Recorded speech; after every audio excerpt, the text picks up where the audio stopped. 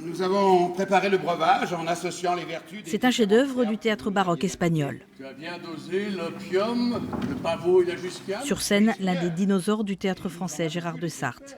60 ans sur les planches et toujours ce même amour pour le verbe. J'ai dit oui assez vite. Parce que l'œuvre est complexe, parce que l'œuvre est importante, parce que l'œuvre est classique et qu'elle a tout ce qu'on a perdu depuis ces derniers temps, c'est-à-dire le verbe, une langue, des situations. Voilà. Voilà ce que je voudrais comprendre. Gérard de Sarthe joue un roi nommé Basile qui croit que son fils Sigismond porte malheur. Il l'écarte du trône et choisit de l'enfermer loin des êtres humains. Il est mon fils. S'il a assez de magnanimité pour triompher de ses mauvais penchants, il régnera.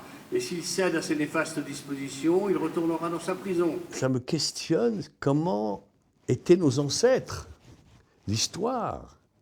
Comment fonctionnait, je veux dire, voilà, quelque part, à cette époque-là, on veut voir la royauté s'humilier devant Dieu. Et pourtant, il est roi divin. Mais l'Église est tellement puissante que quelque part, effectivement, c'est ça qui m'intéresse. Je vous regarde avec effroi, sans savoir ce que je puis vous répondre. Elle aussi n'a pas hésité à se lancer dans l'aventure du classique. Une puissance, une vraie présence sur scène. On reparlera probablement de cette jeune actrice talentueuse qui joue le rôle de Rose. Simplement que le ciel m'a conduit en ce lieu aujourd'hui, afin sans doute que je sois consolée. J'ai commencé ce métier pour faire du théâtre. Et encore mieux que ça, j'ai commencé ce métier pour faire du théâtre classique. Le personnage de Rose, c'est une jeune fille qui, au début de la pièce, vient avec Clairon, interprété par Dominique Pinon, se venger du prince Astolphe, qui, d'après ce qu'on comprend, l'a déshonorée pour se marier à la princesse Étoile d'un autre pays.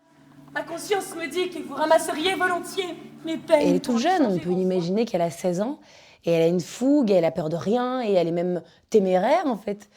Et elle va rencontrer son père, enfin, c'est très complexe, mais c'est magnifique. Voici mon épée, c'est à vous seul que je la remets. La vie est un songe est un spectacle populaire sur le libre arbitre et le déterminisme. Il est bien rare que le destin se trompe. Un texte qui nous rappelle avec délectation que rien n'est joué à l'avance et qu'il ne faut jamais plier devant les contingences et les contraintes de toutes sortes.